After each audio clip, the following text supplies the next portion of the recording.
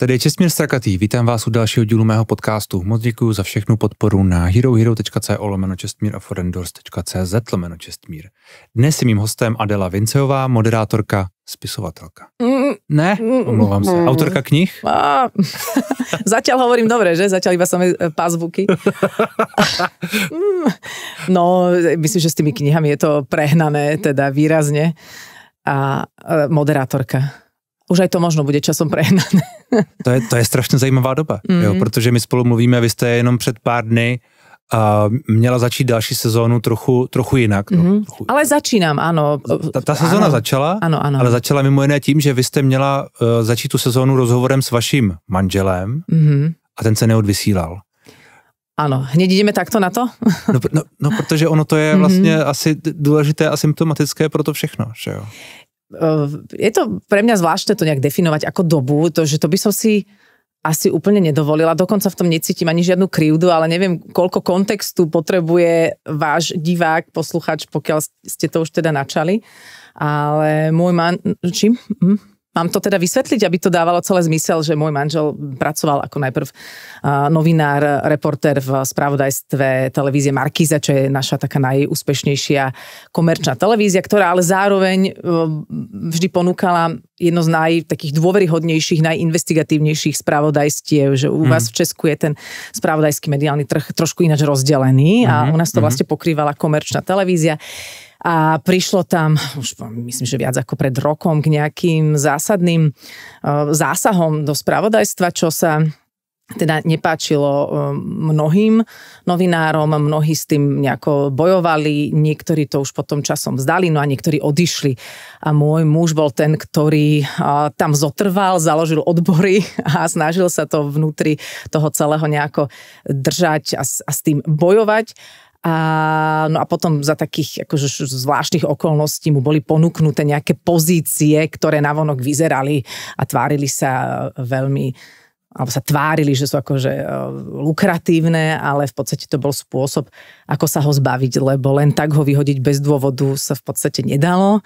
Ono sa to už dnes nerobí tak, ako za starého režimu, že sa niekoho takto zbavíme, nevysvetľujeme. Ale aby to navonok vyzeralo pre konzumenta jedlo, tak dostal sa do takých okolností, že vlastne musel z tej televízie odísť. Pak si neskončila, to bolo v Květnu, myslím, že? Už ani neviem, kedy to bolo. To je jedno. Áno.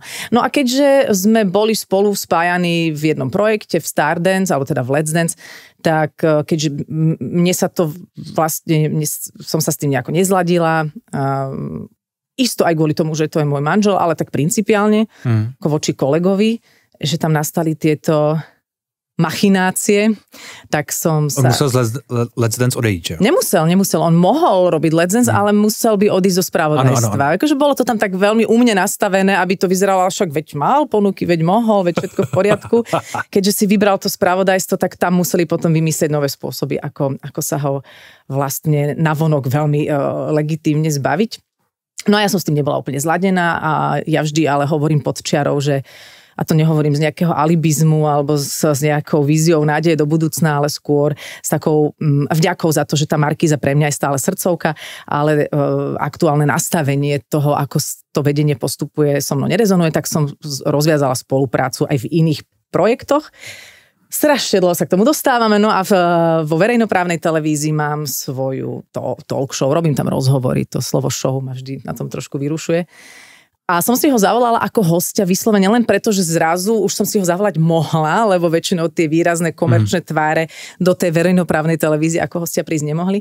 A chcela som sa s ním, a aj som sa s ním rozprávala naozaj len vlastne o nás, že tá exkluzivita toho mala byť, že sa dvaja manželia rozprávajú o ich živote, o lietaní, lebo on je teraz pilot Boeingu. Což mě mimochodem přišlo strašně vtipné, když jste o tom mluvila v jednom rozhovoru nedávno a říkala jste, no jdete týden někde pryč, tak jsem si říkal, redaktor asi někde. A on prostě někam odletěl? Áno, niekam odletěl. Někde létal a pak zase přilet. Áno, presne tak. Takže mali sme zámer urobiť taký skôr milý ľudský rozhovor exkluzívny z toho hľadiska, že sa rozprávajú vlastne dvaja manželia. No a prišiel vlastne pokyn z vedenia slovenskej televízie tento rozhovor neodvysielať.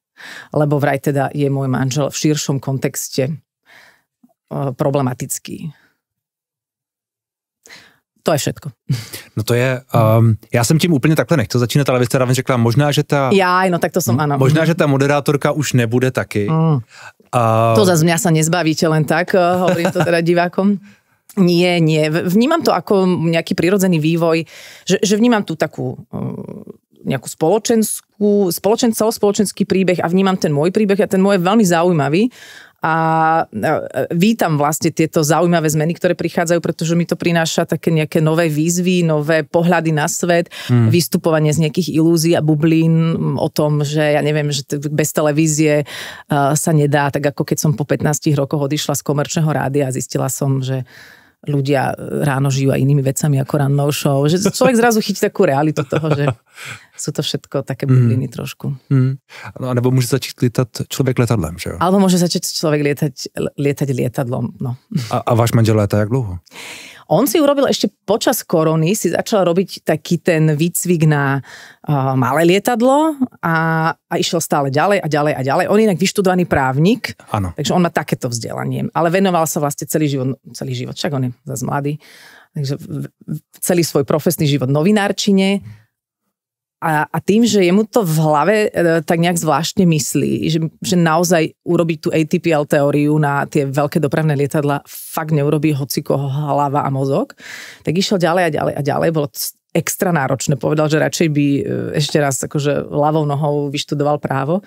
Až sa dostal teda pred brány toho, že tak už teraz môžem byť pilotom Boeingu. No a to sa nedá robiť len tak voľnočasovo, to musíte aj niekoho reálne prepravovať, takže je v jednej spoločnosti. A to je vlastně řešení toho, že tedy přišel o tu práci, nebo že odešel? Nevnímam to ako řešení. Nebo to bylo vlastně to vedle? Tak paralelne. To prišlo, on s tým začal niekoľko rokov dozadu a teraz je to vlastne áno, je to jeho činnosť, ktorú má najradšej. Keď sa ho pýtam, kedy najšťastnejší, tak povedal, že samozrejme so mnou a keď pilotuje lietadlo. Ale vám to taky zkomplikovalo život, že jo? Asi to létání, nebo ne? Je to samozrejme logisticky náročnejšie, máme malé dieťa, nemáme nejaké opatrovateľky, samozrejme pomoc od starých rodičov vítame, ale tiež ich nechceme zaťažiť, majú svoj život a zároveň sme si to dieťa neosvojili na to, aby sme ho posúvali opatrovateľom. Áno, vy ste adoptovali. Áno, takže je to vec nejaké logistiky, ktorá zatiaľ funguje a zároveň keď je on v tom šťastný a vidím, ako mu to robí radosť, tak si nemyslím, že je na mieste, aby som ja zasahovala do jeho výberu života a šťastia. On je natoľko vnímavý, že neodíde lietať na mesiac, ale tak teraz sme si akurát volali, tak pôjde na 10 dní, to sa dá. Ale vás vaše práce taky baví, ne? To je taky ta věc, co vám dělá radost. Áno, ale je výrazne menej náročná, viem si ju oveľa viac organizovať, môžem si povedať, že vtedy jednoducho budem pracovať menej. Já to myslím spíš i směrem k tomu, když oni teď jakoby přicházíte. Vím, že jste mluvila o tom, že se vám hodně uvoľnil kalendář, řekněme. Ale vlastne ani nie. To je poslední době. To je tiež taká ilúzia, lebo môj muž chodil viac menej nie každý deň, ale výrazne častejšie do práce. Ja som mala niekoľko televíznych projektov, aby som to rozmenila na drobné. Byť porodkyňou v Stardance znamená, že ste v práci 10 večerov v roku. Hej, to je... Keď sa na to pozrie bežne zamestnaný človek, je to nič. Keď ste kapitánom v Milujem Slovensko, ako vy máme rádi Česko, to sa celá sezóna natočí za 7 dní. A potom som mala ešte jeden projekt v Markíze, ktorý mal vo výsledku 4 relácie. Hej, takže to v tom diári aj tak vám najviac zaberajú a tie pravidelnosti, alebo ešte mám jednu talk show v rádiu s kolegom, alebo chodím na jednu talk show takú výjazdovú s mojimi kolegami, alebo keď si vezmem že veľa moderovačiek eventov, tak si to viem zahltiť takýmito vecami skôr. Televízia až tak nezaberá čas. Mne teda. Tomu rozumím, a vy ste to sama pokládala takhle, že díky tomu, jak jste vlastně opustila Markízu a tak dále, takže vlastně máte míň té televizní práce. Áno. Protože asi musíte mít míň televizní práce, jako ne dobrovolně, asi bych řekl. Že? Tak bolo to moje rozhodnutie z tej Markízy odísť. A potom verejnoprávna televízia zrušila vlastne to Milujem Slovensko, hoď to bola vtedy najsledovanejšia relácia, ale tiež to nejako nehodnotím, nehovorím to ani v žiadnej krivde, pozorujem to, ako zaujímavo sa tie karty rozkladajú na tom stole a ako sa tá hra vyvíja. Takže evidentne prichádza nejaký signál z hora, že moja cesta má asi viesť niekade inde. Sú nejaké ponuky ešte z druhej komerčnej televízie, ale to tak tiež nejak vnútorne zvažujem, že čo s tým. Čiže to nehovorím v nejakom teraz, že no, uvidím, ako to bude so mnou v tej televízii, lebo je to v poriadku a som vlastne skôr zvedavá, že čo bude a ako bude. Vy jste říkala, že ten váš příběh je zajímavý. A vy jste před 11 let to je. Nevím, čo? Říkala, politiku nějak neprožívám, považuji za takovou zvláštní hru. A teď politiku musíte prožívat, jo? Nebo jako, já nevím, jestli ji prožíváte, ale minimálně se vás... Takto, myslím si, že bola že trošku si myslím, že aj ako spoločnosť, možno aj tá vaša, alebo tá naša Slovenská rozhodne zažíva takú bezprecedentnú dobu politickú v zmysle napätia v spoločnosti. Pred 11 rokmi to bolo naozaj o tom, že tak máme nejakých 8 strán, akože dobre, niektoré sú isto také silnejšie a ty volíš toho, trošku sa môžeš na tom pochytiť, ale teraz mám pocit, že sú už len 2 tábory a veľmi rýchlo sa dá do tých táborov ľudí hádzať na základe čohokoľvek, lebo vždy ten názorový breh, to je jak taký paušál od operátora, že v tom máte vždy zakomponovaný názor na, ja neviem, Ukrajinu, očkovanie, LGBTI a podľa toho sa to rozdeľuje, či teda patríš tam alebo tam. A tá doba je teraz bezprecedentná a ako keby sa to nedá úplne neriešiť. Samozrejme, môžeme si vybrať, koľko energie tomu riešeniu dáme. V zmysle, koľko pozornosti, nejakého nášho hnevu alebo iného vkladu do toho dávame. Nedá sa to riešiť už ani v rodinách, alebo teda neriešiť, pretože môj otec má na mnohé veci úplne iné názory, je verejne činný. Takže pred 11 rokmi si myslím, že to bola iná doba a že aj som sa tým pádom v tých okolnostiach nedostala do situácií ako napríklad teraz. No tá politika si vás trošku našla. Protože... Ale asi to nie je podľa mňa úplne politika, pretože to, čo sme v princípe... Spoločenská situácia. To, čo sme riešili skôr v tej Markíze, podľa mňa nie je vec nejakej politiky, to je vec princípu, že jednoducho, keď chce komerčná televízia robiť spravodajstvo inak, tak má prísť a povedať, chlapci, dievčatá, budeme to robiť takto, bude to teraz celé o tom, čo sa dá kúpiť v sekáčoch a koľko stoja teda pomôcky do školy, tak to robia aj u vás komerčné televízie a je to fér, ale takto to neprišlo. Prišlo to inými spôsobmi a to aj takými ako nie veľmi podľa mňa aj ľudsky férovými a to je principiálne to, čo som nepovažovala za fér a správne.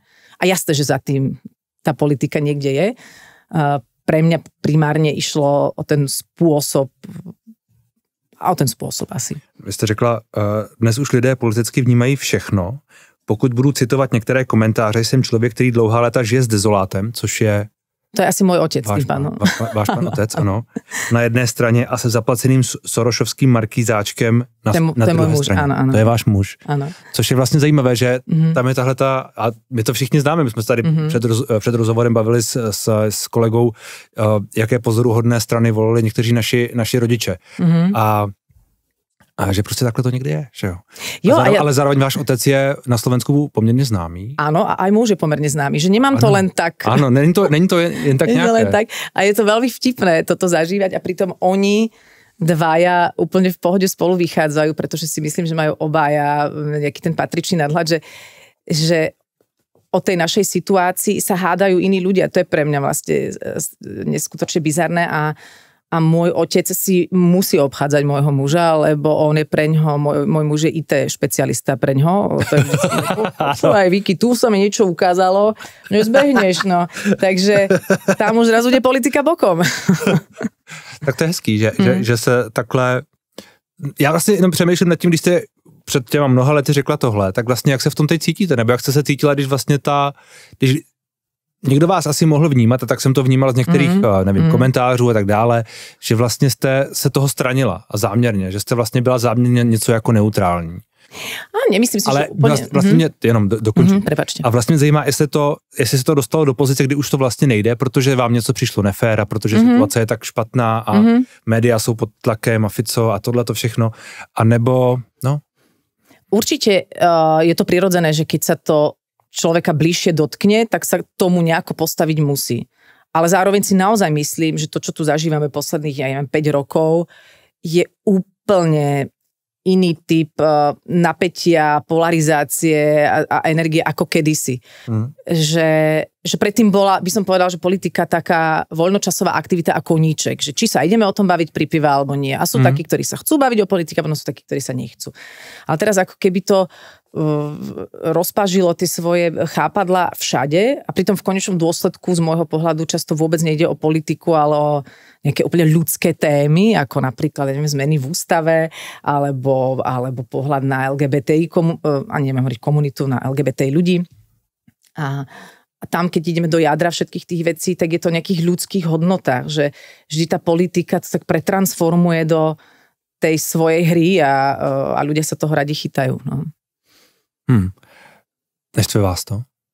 Nie, nemám to prečo štvať. Moje štvanie by tomu nejako neprospelo, ani by nič nevyriešilo. Je to prirodzené. Sme asi spoločnosť v nejakej puberte, všetci sme v nejakom vývoji, aj tá spoločnosť je v nejakom vývoji. A samozrejme, máme asi otázky, že ako to riešiť, ale tak ako sa dá riešiť puberta? Treba to nejak prežiť a byť voči tomu vnímavý a čím menej sa človek zahlcuje nejakým hnevom, si myslím, tak viac vidí možnosti alebo nejaké riešenia, prípadne pochopenie pre tú druhú stranu, lebo to si myslím, že sa často vytráca. To neznamená, že musím tú druhú stranu legitimizovať alebo ju obhajovať, ale vždy sa dá niečo chápať a to sa tam tak nejak vytráca, si myslím. A je to niečo, o co sa aj vy snažíte? Áno, snažím sa o to, lebo je úplne jedno, aká je situácia. Tá vlastne úplne nevplýva na môj komfort alebo diskomfort. Na to vplýva to, ako sa k tomu postavím. A to ja sama cítim, že keď už idem do takého nejakého hecu alebo boja alebo rozhorčenia a často sa mi stane, že to urobím predčasne a niečo veľmi vyhodnotím rýchlo a ukážem na niekoho prstom, lebo v tom heci sa to ľahko dá a potom zistím, že som sa možno úplne mýlila alebo že som tomu nedala dosť toho pochopenia alebo odstupu.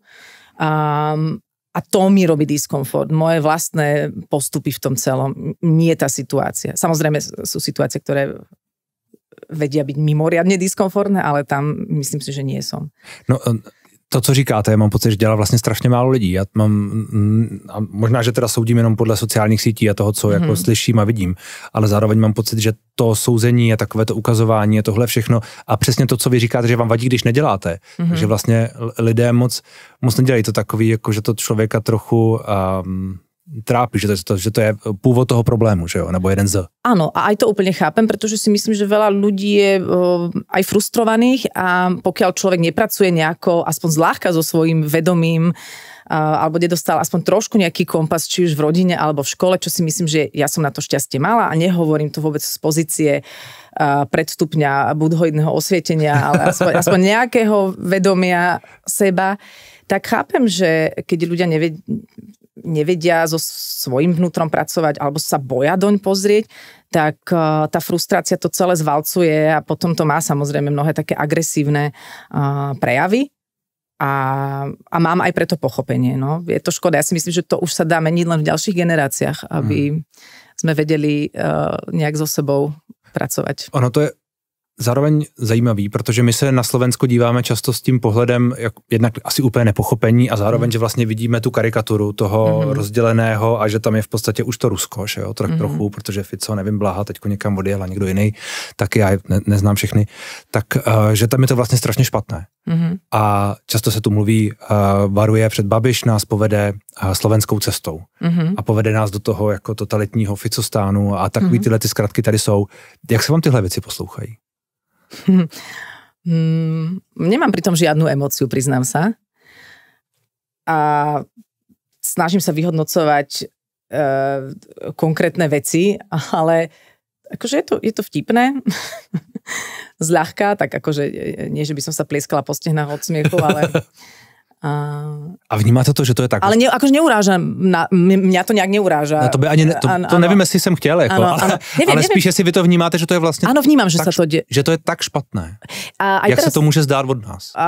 Nebo jak se to od nás občas jakoby maluje? No, samozrejme, každý to najviac pociťuje na sebe a na svojom živote a ja mám vlastne to šťastie, že mne v živote nič nechýba a ja sa mám veľmi dobre. A tým pádom viem, že sa hovorí o mnohých ľuďoch iných, ktorí napríklad, ja neviem, odborníci v rezorte kultúry, ktorí prichádzajú o svoju prácu a nie sú to ľudia, ktorí pôjdu moderovať eventy ako ja, ale sú to, čo ja viem, odborníci na pamiatky a nemajú kam ísť, alebo dokonca sami sa postavia nejaké nepravosti a idú do toho rizika úplne čiernej diery, že podnikateľom sa u nás ťažšie podniká. Toto všetko vidím, vnímam, ale myslím si, že pokiaľ to človek nezažíva úplne na vlastnej koži, že čo to presne znamená, tak to nemá ako preciťovať, len to počúvam aj z konkrétnych príbehov ľudí v mojom okolí, ktorí pracujú v nejakej inej branži, v nejakej inej sfére. A zároveň sa snažím sústrediť na to, čo funguje, alebo na tie projekty a aktivity, ktoré sa snažia priniesť nejaké svetlo do toho celého. Zároveň říkáte, že se na Slovensku cítíte bezpečně a dobře. Áno. To platí. Je to opäť môj príbeh. Závisí to od toho aj, že kde žijete, v akej komunite. Mne jasné, že ja nežijem štandardný slovenský život. Ale neznamená to, že necestujem po Slovensku, alebo že nie som v kontakte s ľuďmi, ktorí žijú aj iné životy. Takže hovorím v tomto kontexte vždy o sebe. Ale čo sa týka toho bezpečia, tak si myslím, že naozaj sme krajina, kde, teraz to poviem tak pateticky, sa nemusíme úplne báť, nechať deti sa hrať na ulici a na detských ihriskách, čo pre mnohých zahraničných návštevníkov je šokujúce. Ale otázka je samozrejme tiež dokedy, lebo to všetko jedno s druhým nejako súvisí. Všetko je v nejakom spoločnom balíku toho nejakej miery agresie, hrozie, možno z toho napätia, ktoré v tej spoločnosti celkovo je. Vy jste mluvila o tom, že se cítíte dobře a bezpečně i proto, že vás každý pozná na ulici. Což mě vlastně překvapilo, protože to je opačný druh reakce, než má řada lidí. Ja si vždy hovorím, že keď ide niekto, ale ja viem, že to je divné asi, ale my sme taká malá krajina, že aj byť známy na tom Slovensku je také hračkárske, to volám, že je to veľmi neobťažujúce. A naozaj nie som ani influencer, ani youtuber. Myslím si, že to sú ľudia, alebo reper, to sú ľudia, po ktorých sa šplhajú adolescenti v nákupných centrách, takže to ja nezažívam. Možno je to taká blbosť, ale mám takú predstavu, že keď ide niekto po ulici a mal by možno zámer urobiť nejaký kriminálny čin, tak si povie, že tu radšej nie, z toho by mohol byť problém. Tá je známa. No, takže je to asi úplná blbosť. Já nevím, třeba jo. Možná vám to už zachránilo, nevím, ne život, ale peněženku. Nebudeme to ďalej rozoberať radšej. Ale ako keby je to... Ja som človek, ktorý potrebuje mať svoju partiu, aby sa cítil dobre v tom, v čom žije.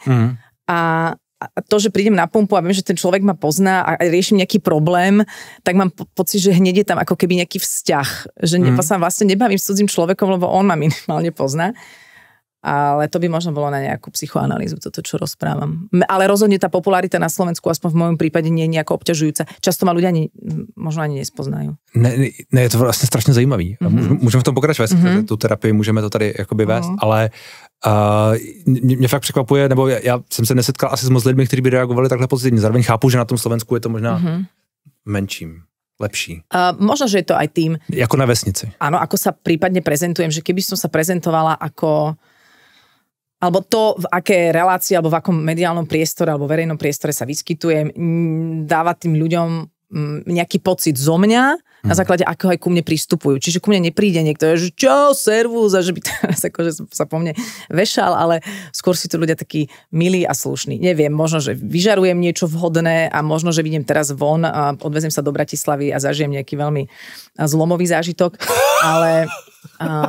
Dúfam, že ne. Ale nie je to nejakým spôsobom nepríjemné pre mňa, ani nemám pocit, že sa musím nejako obmedzovať vo svojom živote. A vy ste před chvíli mluvila o tom pracování s vědomím a o tom kompase, který člověk má z rodiny. Vy pracujete, jak jsem pochopil, se svým vědomím výrazně. Do tej miery, ako som si toho vedomá. Určite mám nejaké slepé uhly. To k tomu patrí a som za vlastne nejaký základ toho vďačná mojej mame, ktorá sa vždy zaujímala v časoch, keď to ani nebolo ani trendy, ani považované za normálne, za nejaký typ seba rozvoja. Ja už toto slovo nemám úplne rada alebo osobnostný rast už vôbec nie, lebo vôbec nemám pocit, že musím niekam rásť, skôr sa musím nejak vrátiť k sebe. A nemám na to ani nejaké žiadne metódy, jediným môjim kompasom je, že tu niekde cítim, ako som rozhodená alebo ako som pokojná. A viem, že podľa toho, z akého bodu budem konať alebo premýšľať, tak sa to odrazí potom aj v mojej realite.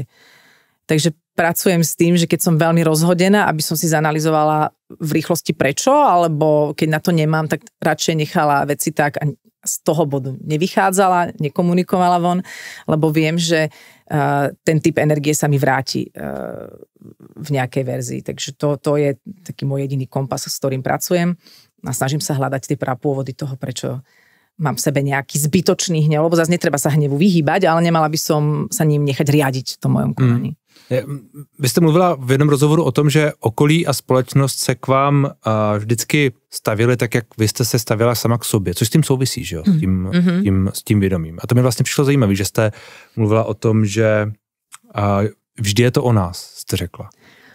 A nechcem úplne oberať o žiadnu zodpovednosť spoločnosť, lebo aj spoločnosť, tak ako v malom, tak aj vo veľkom. Tohle znamená, co jsem slyšel, mi přišlo, že to bylo velmi takový, jakože člověk by to skoro mohl utvořit sám, kdyby chtěl. Vlastne ten svoj svet si vie tak utvoriť, ale snažím sa vždy teda povedať aj to B, že aj spoločnosť sa má nejako posúvať a je dobre aj spoločnosť edukovať, ale myslím si, že práve z tej pozície, keď sme s tým všetkým aj my nejako vyrovnaní, keď sú témy, ja neviem, vždy to hovorím na príklade rodičovstva, že keď som nemala dieťa a boli tam nejaké zvláštne tlaky, ktoré som si sama ja na seba robila, že som spochybňovala svoju hodnotu ako ženy, ako človeka, že nemám dieťa. A mala som pocit, že ten tlak na mňa robí spoločnosť. Ale v konečnom dôsledku tej spoločnosti je to úplne jedno, či ja mám alebo nemám dieťa. Ale začala som tú spoločnosť z toho obviňovať, že to oni na mňa robia tlaky. A ono sa to potom aj zhmotňovalo, ja neviem, v nejakých bulvárnych článkoch alebo v takých tých blbých náhodách, že stretnete niekoho, kto vám to hneď chrstne do tváre, ale vlastne vždy to len reflektovalo to moje vnútro, ktoré samo na seba robilo tlak. Takže s tým toto keď som v sebe upratala, tak naozaj vymizli aj tie tlaky z okolia. To sú až také, ako by som povedala, zázračné momenty ezocharakteru, ale fungujú, pre mňa aspoň. Ale zároveň si myslím, že potom z tej pozície už človeka, ktorý je s tým vyrovnaný, je dôležité posúvať aj spoločnosti správu, že viete čo, toto nemusíte robiť, nemusíte vy, starí rodičia, alebo teda rodičia tlačiť na svoje deti, neviete, aký je za tým príbeh, nepýtajme sa tieto otázky. A myslím si, že vtedy to aj spoločnosť lepšie počúva, nie je podľa mňa nič neefektívnejšie, ako keď edukuje spoločnosť niekto, kto problém nemá sám vysporiadaný a v ušiach spoločnosti to znie len ako také mrnčanie. Slovo mrnčanie, také ako sťažovanie sa, takže to obťažuje vlastne počúvať. Já jsem rád, že tu dnes edukujeme i směrem ke slovenštině. To je... Slovo mrnčať si prosím. Zapište. A čili tohleto jste si zažila, to je předpokládám, ale asi univerzální, to se asi netýká jen toho, ja to jen toho tématu na tomto príklade. Rodičovství, kdy vím, že vy jste se dostali s manželem pod nějaký tlak a on tam i potom veřejně vlastně vystupoval o neplodnosti a o tom vlastně, co to znamená a jaký to je tlak a jak to je příjemné, nepříjemné. A taky to byla taková věc veřejná tehdy, že jo? Ak teda zažívajú ľudské tela nejakú epidémiu alebo nejakú tendenciu, čo tá tendencia v mužskej plodnosti akože extrémne klesá, to, čo sa kedysi považovalo za normu v spermiograme, sa tie normy posúvajú, tak to, čo sa dnes považuje za normu, by, ja neviem, 30 rokov dozadu bolo považované za neplodnosť. Jednoducho na to sú čísla. A jasné, že to bolo pre mňa náročné obdobie, ale z akých období sa inak naučíme niečo? Ja odporúčam všetkým showbiznis na duchovný posun, lebo tam vlastne so všetkými diskomfortami a pocitmi krivdy a všeličím musíte vlastne pracovať. Nemusíte, môžete sa tomu brániť, môžete ukazovať prstom, môžete sa hnevať. No ľudia reagujú rôzne. Nič vám to nepomôže. Začala som chodiť na terapiu, lebo som tam prišla s tým, že aký je problém, že v pohode, ale mne sa to nezdá, že to takto má byť akože šťastný, spokojný život. Myslím si, že sú veci, ktoré sú ženám prirodzene bližšie, ale to neznamená, že keď je žena jemná, nežná, starostlivá, že by s týmito kvalitami nemohla byť dobrou političkou. Len je otázne, či tieto kvality dnešný svet politiky vníma ako kvality.